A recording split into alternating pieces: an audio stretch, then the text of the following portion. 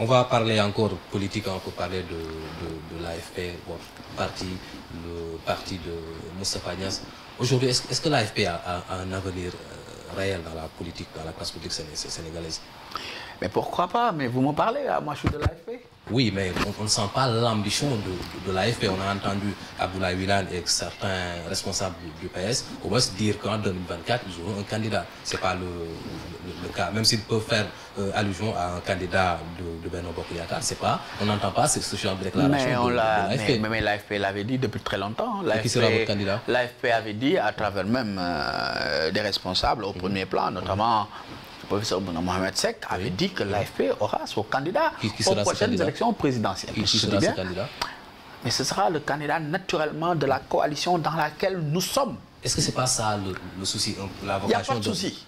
Aucun parti politique, non. Vous êtes en train de vous tromper. Parce que vous êtes en train de me dire que la vocation d'un parti politique, c'est d'accéder à la magistrature. Non. C'est sûr. Non. En tout cas, ça fait partie des vocations. La vocation d'un parti politique, c'est la formation. Oui. C'est l'éducation de ses militants et une proposition de projet de société. Vous savez, l'assumation de la responsabilité haute de l'État, qui est la responsabilité des chefs de l'État, incombe aux populations. C'est sûr. Il appartient aux populations de dire « Ah, moi je préfère Khalifa au lieu de Moussa ».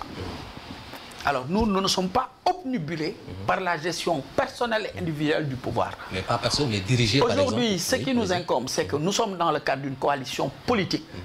Nous assumons notre participation à cette coalition. Nous nous retrouvons bien dans tout ce qui est en train d'être fait.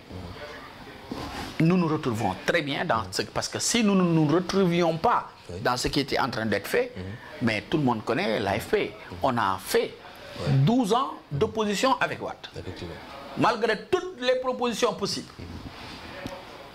On est resté 12 ans dans l'opposition.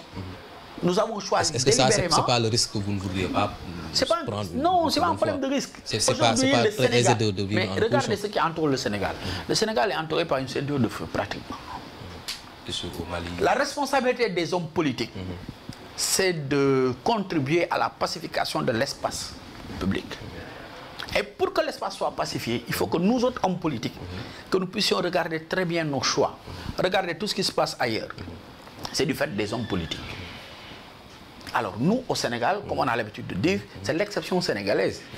Ce qui fait qu'aujourd'hui, il y a une majorité naturelle qui se retrouve auprès et aux côtés du chef de l'État, le président Macky Sall. Des libéraux, des socialistes, des marxistes, des trotskistes, tout le monde, parce qu'il a une politique qui est quand même l'émanation des besoins essentiels des Sénégalais. C'est pour cela d'ailleurs qu'on vous accuse d'avoir tué pratiquement les idéologies de parti. Non, vous savez, ce n'est pas une question de tuer l'idéologie, c'est une question de momentum. Aujourd'hui, le moment dicte quoi? L'exigence du moment. Le moment dicte les grandes unions. D'ailleurs, on parle maintenant de coalition. Aucun parti politique ne peut assumer le pouvoir tout seul. Aucun. Au Sénégal, il n'y a plus un seul parti qui peut seul assumer le pouvoir. Il n'y en a plus. Bon, vous dites que c'était le PS, après le PS, PRS, c'est terminé. Même l'APR, personne n'a vu un parti assumer seul le pouvoir. On est en coalition. Mais je pense que ma question est restée entière. Est-ce qu'aujourd'hui, on peut s'attendre à ce que l'AFP dirige par exemple la coalition Benno Bokk Yakaar? Pourquoi pas? Est-ce que vous montrez cette ambition-là? On voit quelqu'un pratique parce que Moustapha Niasse est out. Son âge ne lui permet plus d'être candidat à une élection. Est-ce que l'AFP prépare actuellement un potentiel candidat? Vous savez, au moins une candidature au sein de Benno Bokk Yakaar? En politique, celui qui devra porter la candidature de Benno émanera justement de toutes ces formations politiques qui verront la personnalité qui sera la mieux habilitée à conduire notre projet de société. Notre objectif, nous, à Benno Bokk Yakaar, c'est l'assumation des pouvoirs, au moins, je dis bien, jusqu'à l'horizon 2035, pour que le programme Plan Sénégal émergent puisse être réalisé. Pour ce faire, toutes nos ambitions individuelles... Avec ou sans Macky Sall? Toutes nos ambitions individuelles, je dis bien, devront être tues pour l'objectif d'avoir une ambition collective. Parce que divisé, on perdra. Est-ce qu'on risque Uni, pas de, on gagnera toujours. Est-ce qu'on risque pas de voir le scénario de la Côte d'Ivoire, Alassane Ouattara, qui suite au décès de son premier ministre, pense qu'il est le seul Ivoirien à continuer à diriger la Côte d'Ivoire. C'est un pays voisin pour lequel j'ai beaucoup de respect. Oui, vous avez l'ambition. Je ne souhaiterais pas commenter ce qui s'y passe. Mais on peut contextualiser quand même ce qui se passe à notre pays. Le Sénégal est le Sénégal. Nous avons nos propres réalités. Le Sénégal est un exemple de démocratie. Le Sénégal est un exemple de gouvernance. Le Sénégal est un exemple de civilité en Afrique. Nit mën nañu ëpp xaalis ëpp ñu lépp ñu ëpp ko caaj ëpp ko mënin. C'est sûr. Ça c'est le Sénégal. Et partout, regardez ce qui s'est passé récemment lors de la conférence des chefs d'État de la CEDEAO. On a vu notre président émerger du lot en faisant une proposition que le monde entier a saluée. Regardez le président de la République récemment sur le perron de l'Élysée développer des concepts à l'endroit, n'est-ce pas, de ses partenaires en leur disant que l'Afrique reste l'avenir du monde. Les investissements doivent se faire en Afrique. Est-ce que ce ne sont pas des positions que Macky Sall prend juste devant le public? Mais non, tout le monde connaît les positions. En bas, on voit que le président Macky Sall collabore avec la France. On a un président jeune. Vous savez, le président Macky Sall, c'est pas un complexe. Est-ce que dans les faits, on sent que nous avons un président jeune? Est-ce que notre collaboration avec la France est traitée d'égale dignité, par exemple? Mais le Sénégal ne peut pas ne pas collaborer avec la France. C'est sûr, mais un partenariat gagnant-gagnant. Mais c'est un partenariat gagnant-gagnant. Mais nous gagnons. Dans les termes des contrats qui nous lient aux entreprises françaises, on voit que c'est eux qui gagnent le plus. Non, c'est-à-dire un partenariat, dès que vous le dites, c'est du gagnant-gagnant déjà. C'est tout. Le président Macky Sall ça, c'est le principe. est la personne la mieux habilitée à défendre nos projets. Parce que, écoutez-moi, il sait beaucoup de choses que nous ne savons pas. Beaucoup de choses. C'est-à-dire la diplomatie. Il doit être l'homme le plus mais la informé diplomatie ne peut pas se faire sur la place publique. Effectivement. Il y a des choses qui se disent. Il y a des choses qui se savent et qui ne se disent pas, mais il y a des choses qui se savent et qui peuvent se dire. Alors lui, dans sa posture, mais fait ce qu'il doit faire pour que justement le Sénégal puisse aller de l'avant. Effectivement. On va terminer avec la politique. Vous pensez que la coalition Benno Bokk Yakaar va survivre à l'après Macky Sall? Parce que Macky Sall, il termine en 2024. C'est le but du président Macky Sall. C'est son but. De terminer en 2024. Le but du président Macky Sall, c'est que cette coalition aille le plus longtemps possible. Il n'est pas exclu un jour de voir au Sénégal. Il n'est pas exclu, oui, mais il n'est pas exclu un jour d'aller vers une bipolarisation au Sénégal, d'avoir deux blocs, Benno Bokk Yakaar et peut-être un autre bloc. Parce que Benno Bokk Yakaar aujourd'hui polarise l'essentiel des forces politiques du Sénégal. Je dis bien l'essentiel. Et il y a le génie politique de l'homme Macky Sall qui a quand même su manager cette coalition qui est aujourd'hui à 8 ans d'âge. C'est quand même un génie politique. Et ça, même les étudiants devraient pouvoir se pencher sur cette question. La coalition Benno Bokk Yakaar, quand même, qui est présente au gouvernement, à l'Assemblée nationale, dans les collectivités locales et un peu partout dans l'administration. Cela prouve encore une fois plus qu'unis, on peut réaliser des choses. Et il y a le ministre Soutoral au Sénégal, ce qui fait notre force. Je dis bien, c'est cette classe politique qui souvent s'est oubliée pour mettre au devant les intérêts hauts de la nation. Et le président Macky Sall, je pense, n'a jamais hésité à lâcher du lest, à donner même des privilèges ou même à donner des responsabilités à des personnalités qui ne sont pas de son bord, juste pour l'intérêt du pays. Mais ça, il faut le saluer. À sanctionner sur un coup de tête avec l'affaire M. Moussa Diop, Sori Kaba et autres. Mais vous êtes en train de juger le président et ce que vous faites est très grave. Je suis en train de le juger. Non, c'est pas un jugement, c'est qui vous dit que c'est un coup de tête? Non. Bon, on voit le président a donné une directive. Quand on est un haut fonctionnaire, on a le devoir de réserve. Quand ton patron te dit arrête-toi à ce niveau-là, tu dois t'arrêter à ce niveau. Point barre. Ça,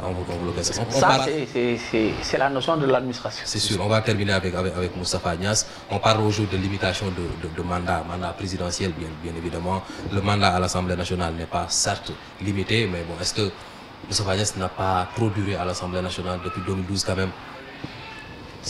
Pourquoi trop? 8 ans. Il est juste à son deuxième mandat. Juste à son deuxième mandat. Oui, mais si parce on qu'au comptabilise Sénégal, on n'avait pas l'habitude de voir un président de l'Assemblée nationale même faire un mandat. Ouais. Ça prouve quoi? La belle entente qu'il y a entre le président de l'Assemblée et le président de la République. Ça prouve quoi? Une excellente collaboration qui existe entre ces deux personnalités. Ça prouve aussi une manque de ça confiance prouve quoi? Ça prouve à quoi? l'endroit de la jeunesse, de la relève. Non, pas du tout. Il y a combien d'autres Sénégalais qui peuvent... Vous savez, l'Assemblée nationale, est une institution que devrait de plus en plus diriger de hautes personnalités qui auront acquis de l'expérience de par leur vécu. Mais c'est pas ce qui manque Alors, laissez-moi vous dire une chose. Vous savez, à chaque fois qu'il y a eu un président peut-être plus jeune, ambitieux, il y a toujours eu une dualité entre le président de l'Assemblée nationale et le président de la République. Donc cet exemple-là n'est pas mauvais en soi. D'avoir un président de l'Assemblée nationale qui gère ses dossiers à l'Assemblée nationale et qui sait à quel niveau est-ce qu'il devrait s'arrêter dans la collaboration. C'est pas une soumission. Ce n'est pas du tout une soumission. Mais je vous dis une chose, le président de l'Assemblée nationale est un énarque. Oui. C'est un produit qui a accompagné pratiquement tous les régimes. Mais ça prouve encore une fois de plus que c'est l'une des rares personnalités au Sénégal qui peut vous dire quel est le meilleur président du Sénégal. Parce qu'il a eu à collaborer avec tous. Et à des niveaux très élevés. Certainement, il dira que le meilleur président, c'est celui qui lui a permis d'être président de l'Assemblée nationale. Je vous rappelle que le président Moustapha Niasse a été à l'âge de 29 ans directeur de cabinet du président de la République. Effectivement. Vous pensez que ce n'est pas un poste privilégié à 29 ans? Si. Donc, s'il a été à 29 ans, ce n'est pas aujourd'hui, quand il frôle les 80, qu'il va s'émouvoir pour des postes. Je pense que c'est un homme qui se sera sacrifié énormément pour le Sénégal, qui aura fait un don de soi par rapport à l'intérêt général de la nation, même quand il a été dans l'opposition. Si vous regardez le 23 juin, l'image qui aura le plus fait le tour du monde, c'est l'image du président Moustapha Niasse. De par son courage, de par sa détermination. On était à la rado, quand le convoi partait, sa voiture était en tête. Ça prouve son courage. Et pourtant, aujourd'hui, il y en a qui disent que voilà, tous ces acquis-là étaient bafoués par le président Macky Sall. Des acquis démocratiques sur les demandes de marche, sur la liberté d'expression. Mais jusqu'à présent, mais les gens marchent. Mais récemment, avant-hier, on a vu les Guy Marius Sagna et autres être sanctionnés devant... C'est pas une marche. C'était une manifestation. Attention, oui. C'est une société privée. Ils étaient juste venus déposer une société privée. Oui. On ne peut pas venir dans une société, venir en effraction. Parce qu'on pas en effraction, ils sont venus juste en J'ai dit en effraction. Ah d'accord. Effraction. Vous n'êtes pas invité quelque part, vous venez par la force, vous allez entrer. C'est une effraction. C'est puni par la loi. C'est sûr. Mais ce n'était pas le cas au niveau de la préfecture. Quelle préfecture? De Dakar, ils étaient venus déposer. La préfecture est une institution. Oui. Quand vous venez déposer et partez. C'est ce qu'ils ont fait. Non. Ils ont voulu... À part laisser le choix de faire ça dans les règles de l'art. Non, la préfecture est une institution. Oui. On ne peut pas venir devant la préfecture et faire ce qu'on veut. Pourtant, on devrait. S'il n'y avait pas de règles déjà, on devrait... Pas faire ce que l'on veut, mais venir déposer... Non, c'est pas ce que j'allais dire, mais venir au moins en personne responsable déposer sa lettre de contestation. C'est pas ce qu'il a fait. Combien de fois ils ont fait des demandes de marche? Nous autres, moi qui te parle, nous avions eu, quand on était dans l'opposition, à aller déposer nos demandes de marche.